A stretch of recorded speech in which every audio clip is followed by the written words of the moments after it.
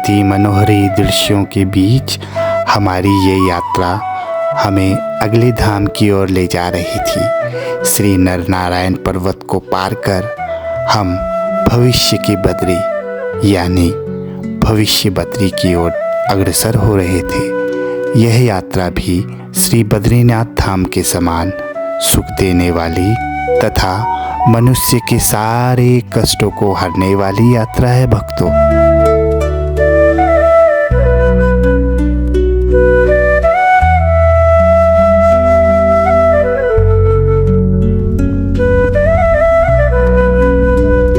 जोशीमठ, जिसे ज्योतिर्मठ से भी जाना जाता है। जोशीमठ से मंदिर मार्ग लगभग 25 किलोमीटर का है। इस यात्रा को मोटर मार्ग से भी किया जा सकता है। मोटर मार्ग से घाटी की ऊंचाई लगभग 2744 मीटर की है। यह मार्ग बहुत ही सकरा और कठिन है।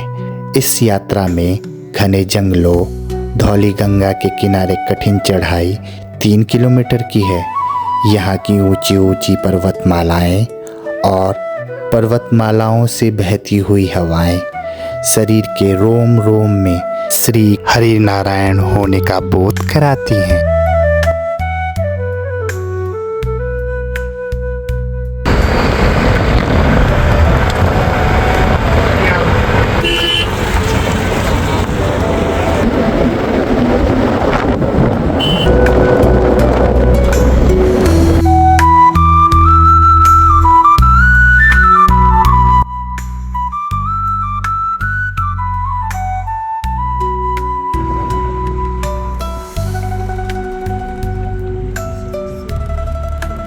आया ही नहीं ले बात कर।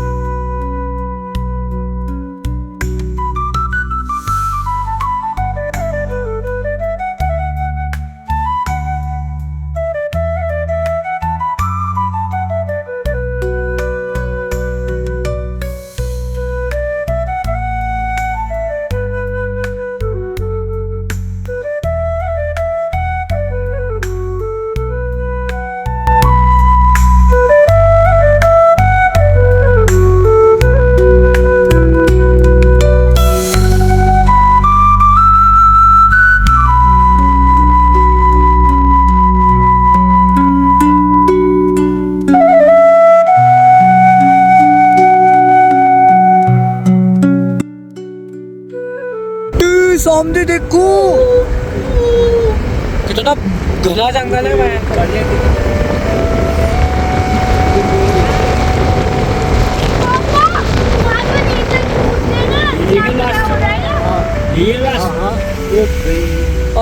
और ये पहुंच चुके हैं हम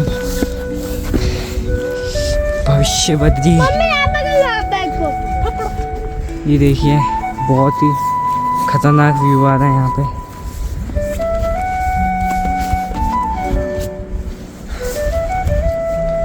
सब अपना सामान ला रखे हैं यहाँ पे।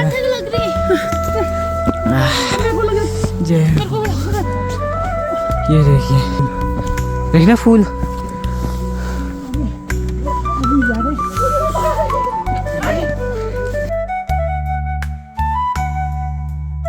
हम आए आदि बद्री और ये आश्रम है और आज यहीं रुकेंगे हम लोग।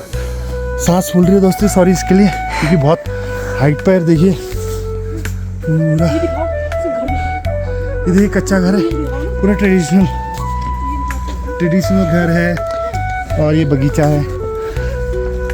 कितना सुंदर सुंदर फूल। अभी आपको दिखाते हैं। हाँ दिखा दिया ना। अरे वो बाद में दिखाऊंगा, रुक जाओ। ये फोन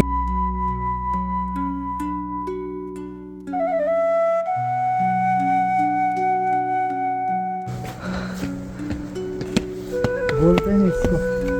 कहाँ से आना? प्रेमी जय श्री कृष्ण। कहाँ से आना? ये रख दो जूता चप्पल। अच्छा हाँ, जूता तो यहीं उतारेंगे, यहीं से एंट्री आते हैं। हाँ जी हाँ जी।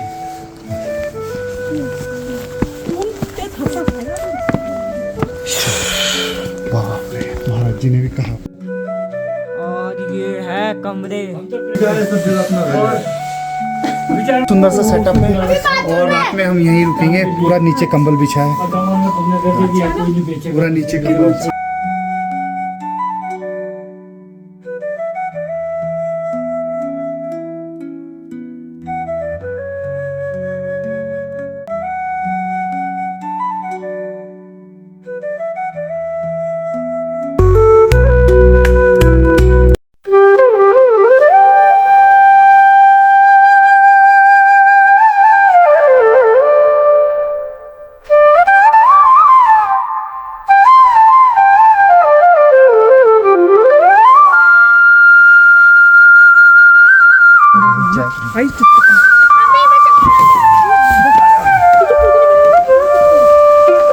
भाई अपना अपना गिलास उठाओ। अरे वाह, चाय बन गई है गर्मा गर्म। तेरी मम्मी कहाँ है? ठंड में चाय पीने का मजा ही कुछ और है। नहीं है, नहीं नहीं बिस्कुट ये हमारे कुछ प्रेमी हैं। ये हमारे पीछे गिलास है, देखिए यहाँ पे एक है जहाँ ये बैठे हैं ना।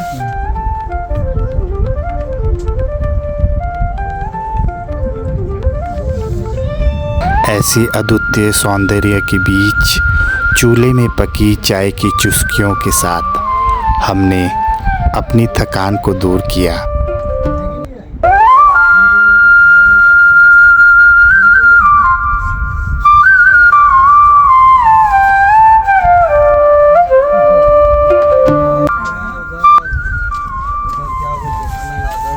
हमारे जो होते हैं ना ऑफिस वाले बॉय, वैसे दिख रहा है। आ रहे हैं भविष्य और पूजा के लिए। और पास में ही मंदिर है हमारे जहाँ हम रुके हैं। देखिए यहाँ रुके हैं और पास में ही मंदिर है, छोटा सा गेट है।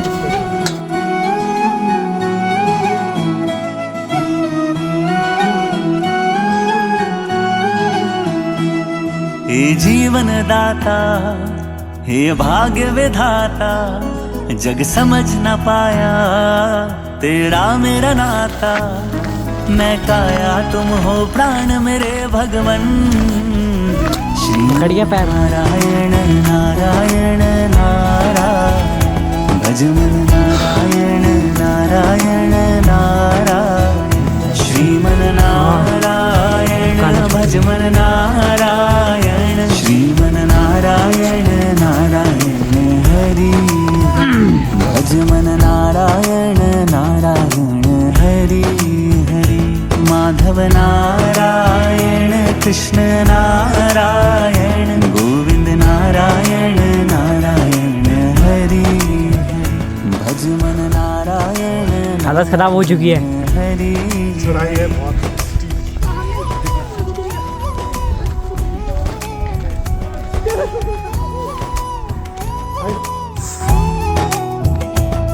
मेरे साथी हो तुम, मेरे माता पिता हो। मैं अक्षर जिसका, तुम वो कविता हो। मैं तो हूँ सुदामा, तुम मेरे मोहन। श्रीमन नारायण नारायण नारायण, भज मन नारायण नारायण नारायण। श्रीमन नारायण भज मन नारायण। श्रीमन नारायण नारायण हरि, भज मन नारायण। वो है मंदिर, वो है मंदिर हमारा।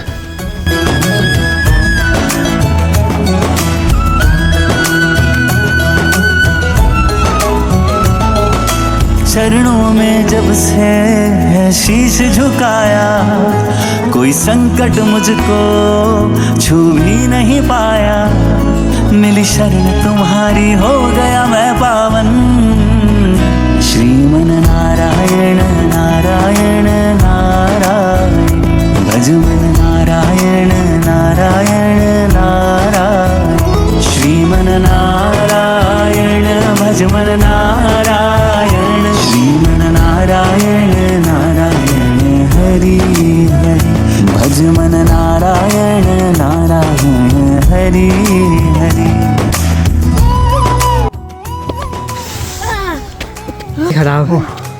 हाइट है, ऑक्सीजन कम है। मेरे पैरों भविष्यवाणी पंचवटी श्री भविष्य ये आ गए, क्या पता है भविष्य में। एक और बारी। नारायण नारायण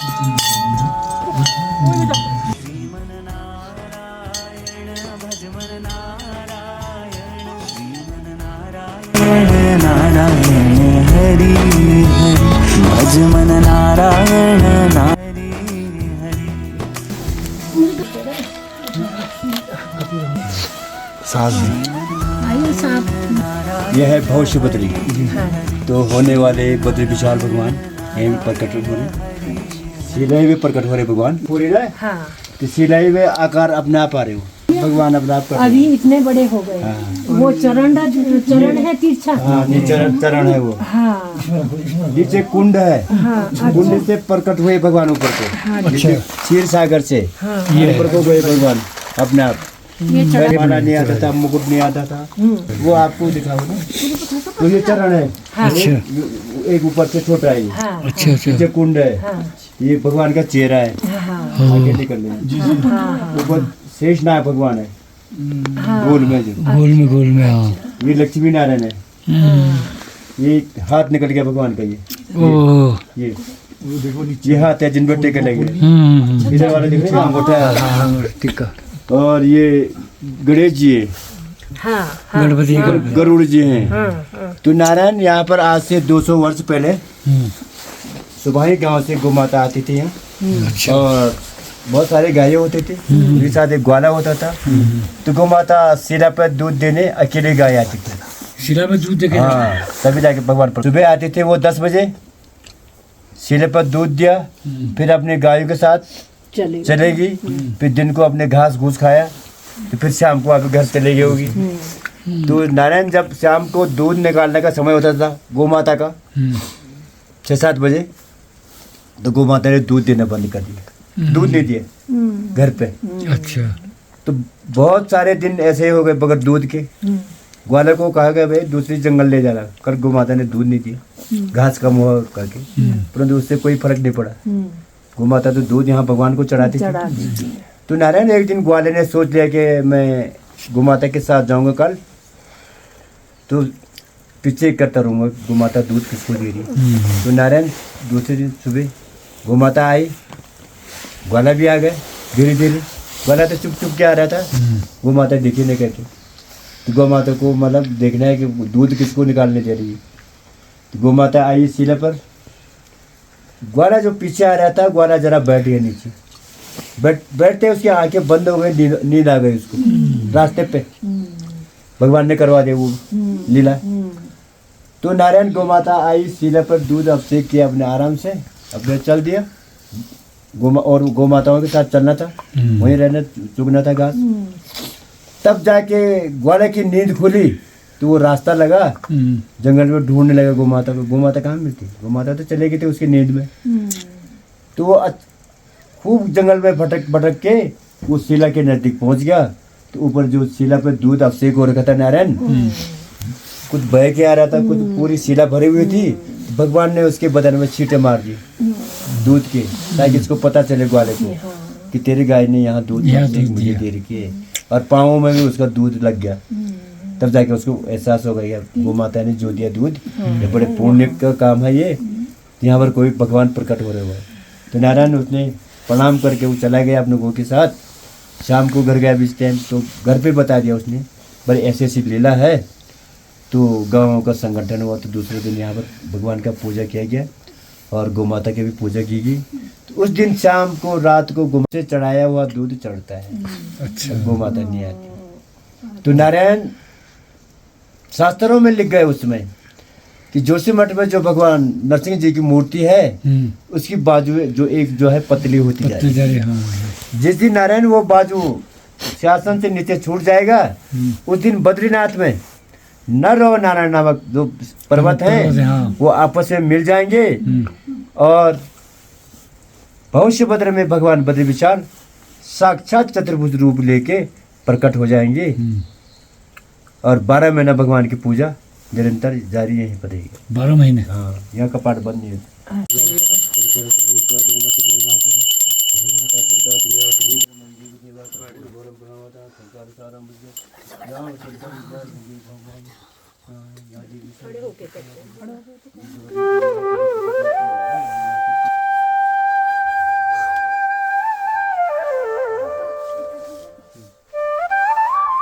भविष्य बद्री में शाम की आरती का सौभाग्य प्राप्त हुआ।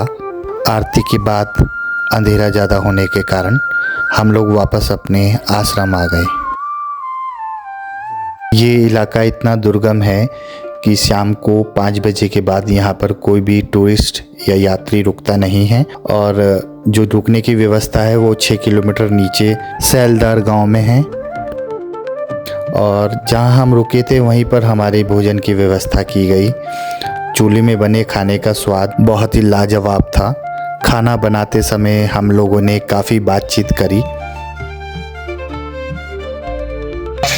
कितने सारे कोड है। चूल्हे की रोटी, चूल्हे का खाना।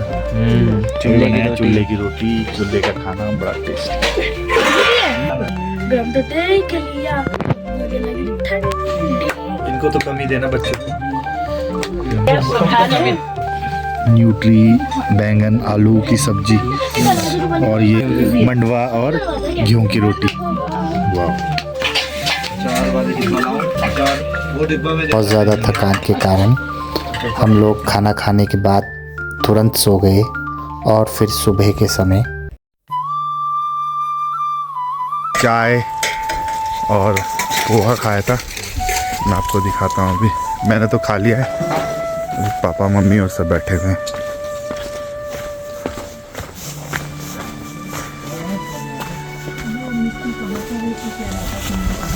अरे आपके जब आए तो उन्होंने रास्ता इधर से बंद कर रखा था, सलदार की तरफ का। ऊपर को रास्ता निकाला जो है। अच्छा, मिट्टी चाहिए, पीली मिट्टी जो सलदार की तरफ वो नहीं है सड़क किनारे। हाँ, वो गर्म पानी वाला।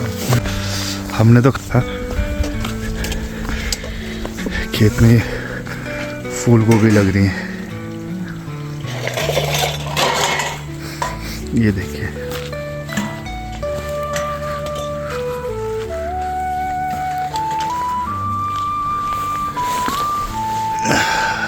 सब फूल गोभी हो रही है।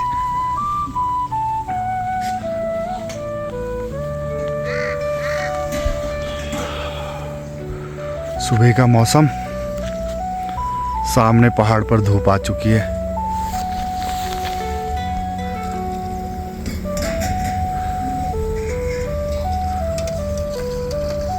पहाड़ पर बर्फ जमी है।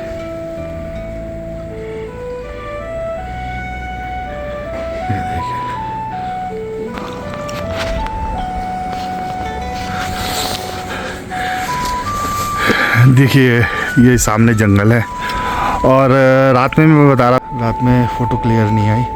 अभी सुबह टूरिस्ट आ गए और ये जंगल है। इसकी ऐसी मान्यता है कि यहाँ पर परी और अलग अलग टाइप की एनर्जी जंगल में निवास करती है, इसलिए यहाँ पर रात में रुकने नहीं दिया जाता। ये वो मंदिर है जहाँ हम शाम के टाइम में गए थे, इसको द्वार है। ये देखिए, ये जंगल है।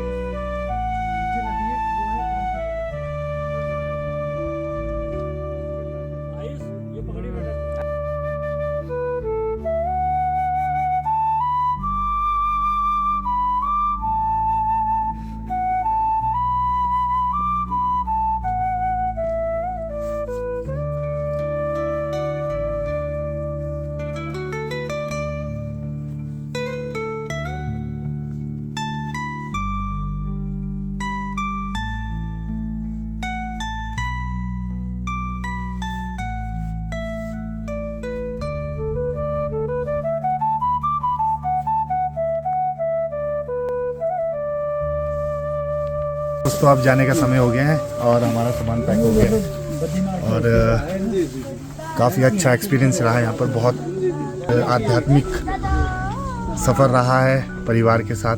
काफ़ी अच्छा भी लग रहा है, थोड़ा ख़राब भी लग रहा है इतनी अच्छी जगह छोड़ के जाने में। और आई होप हम दोबारा यहाँ आएंगे और जो भी होगा आगे। और हम निकल गए घर से, आश्रम से। अब हम जाएंगे सीधा घर। थोड़ा रुकना तो रुक लेंगे, तो बाहरी जगह को आएंगे हम बाद में।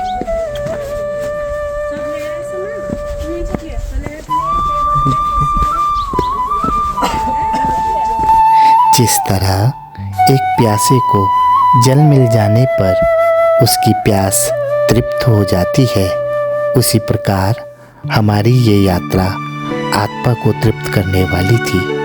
हमें श्री हरि विष्णु जी की कृपा और दया हमेशा मिलती रहे। इन्हीं विचारों के साथ मैं अपनी इस यात्रा को विराम देता हूँ। मुझे विश्वास है आपको ये यात्रा पसंद आई होगी। आपसे पुनः भेंट होगी ऐसे ही किसी दिव्य यात्रा में। तब तक के लिए नमस्कार। जय बद्री विशाल।